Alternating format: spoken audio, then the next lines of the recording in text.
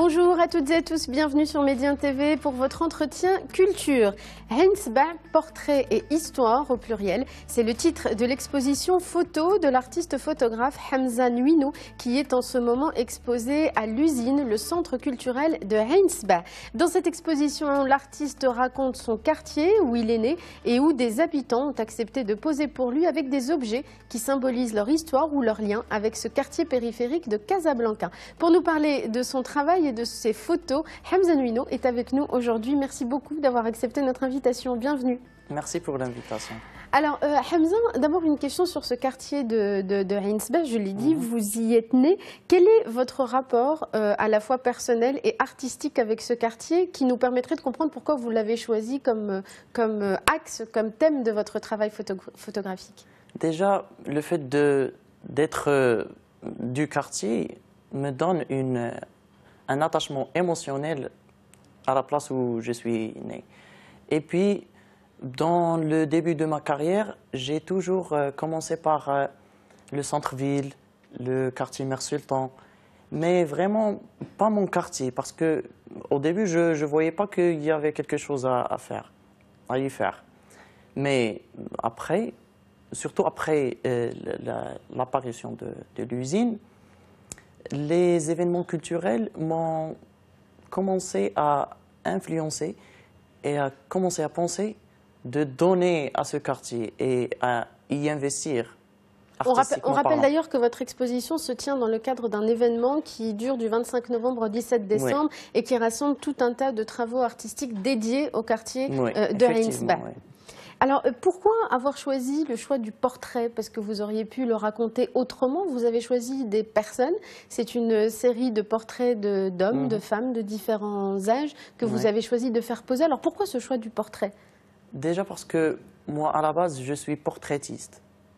Et j'ai déjà fait des portraits. Et pour la première édition de Heinsba Kibda, j'avais exposé une série de portraits avec une approche un peu différente de celle-là. Donc voilà, parce que je suis portraitiste. Et les personnes acceptent facilement de poser, et surtout, est-ce que le fait d'être né dans ce quartier et de le connaître vous donne accès plus facilement au contact avec les gens et ils acceptent plus facilement de poser? Oui, malgré que ce n'était pas aussi facile qu'on croit. Donc j'ai eu quelques difficultés au début, bien sûr, des personnes qui ne voulaient pas se prendre en photo, ou bien des personnes qui s'intéressaient au quartier, mais lorsque je leur propose l'objet, ils commencent à s'inquiéter. Mais avec le temps, ça s'est réglé. Ça vous a pris combien de temps, ce travail? À peu près 2 mois. 2 mois. Ouais. Et vous avez travaillé avec des gens que vous connaissiez déjà, ou c'est un projet que vous avez soumis et les gens, s'ils y adhéraient, acceptaient de poser pour vous? C'est moitié-moitié. Il y a des personnes que je connais, et il y a des personnes qui connaissent les personnes que je connais, et il y a des personnes que je ne connais même pas. Et qui ont pourtant accepté. Vous avez réussi à les apprivoiser. Oui.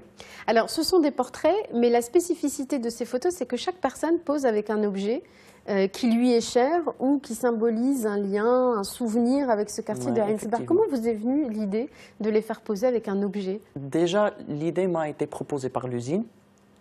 Qui vous a accompagné dans ce travail? Oui. Et j'ai accepté parce que je crois que c'est une bonne manière et une manière différente de présenter un portrait.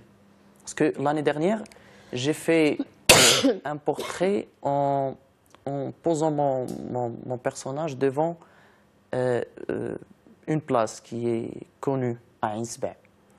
Donc, pour un peu changer l'objet, ça donne une approche artistique.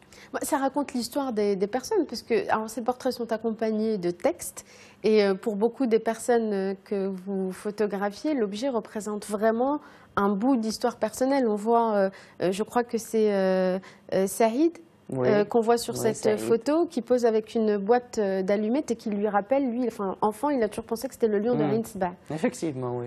Donc, c'est une mémoire personnelle, mais liée au quartier. Genre, par exemple, le lion de Heinsba ici, le lion des allumettes, lui rappelle d'une mémoire d'enfance qui le connecte avec le lion de Ain Sebaa. Donc c'est un lien affectif quelque part. Oui. Et puis il y a d'autres photos qui témoignent de l'évolution aussi du quartier. Il y a ce monsieur qui dit qu'autrefois il allait nourrir les mouettes. Maintenant le mur a été construit qui le sépare de la mer. Donc cette photo est très poignante parce qu'elle montre aussi l'évolution urbanistique de ce quartier. Oui, effectivement. Et surtout l'effet psychologique de ce changement sur les personnes. Si vous arrivez à voir la photo, c'est vraiment clair qu'il n'est pas très content. Oui, parce qu'il dit, moi j'allais nourrir les mouettes pour qu'elles n'aient pas faim et aujourd'hui c'est moi qui ai faim parce que ça l'a privé de son activité finalement. Oui, effectivement. Oui. Alors, ce travail photo m'amène à vous poser la question sur votre parcours en tant qu'artiste. Qu'est-ce que vous aimez dans la photo et pourquoi ce choix de la photo plutôt que d'un autre support artistique pour dire ce que vous avez à dire? Est-ce que vous voulez dire des portraits? Pourquoi le choix des portraits dans les photos? Des portraits ou du support photographique de manière générale. Qu'est-ce qui vous a conduit à la photo? Est-ce que vous êtes autodidacte? Est-ce que c'est un parcours que vous avez choisi sur le tard? Comment vous en êtes venu à la photo? Je crois qu'en enfance, avec les sorties de famille, c'était toujours moi qui prenais des photos avec l'argentique et tout.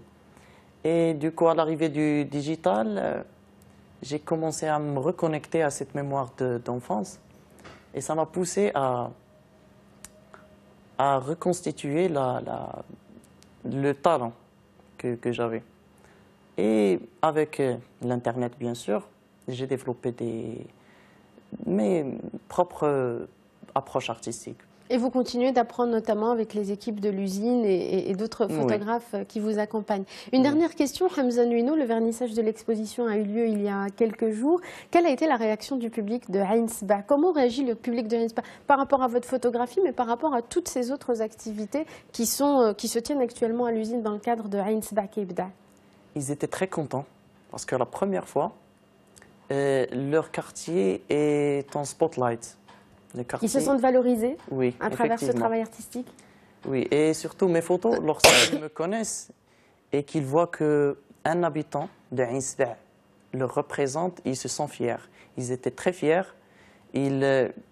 Saïd, qui prenait la photo du mur, des mouettes, il m'a dit que il était le plus heureux du monde. Parce qu'on avait raconté son histoire. On a raconté son histoire, il a senti le fait qu'il était une vedette ce jour-là. Donc c'était une très bonne réaction des habitants. C'est une réhabilitation à la fois du quartier et une réhabilitation de ses habitants, ce travail, finalement. Alors, on vous invite donc à aller voir cette exposition, Ain Sebaa, portraits et histoires. Il y en a beaucoup d'autres. Il y a celle d'un autre photographe, Zakaria, sur le zoo mythique, historique de Ain Sebaa. Et tout cela se passe donc dans le cadre de Ain Sebaa Kibda et c'est jusqu'au 17 décembre. Merci beaucoup, Hamza Nouino, d'avoir été avec nous. Merci à vous tous et à vous toutes d'avoir suivi cet entretien qui arrive maintenant à sa fin. Mais restez sur Médiane TV, l'information continue dans un instant.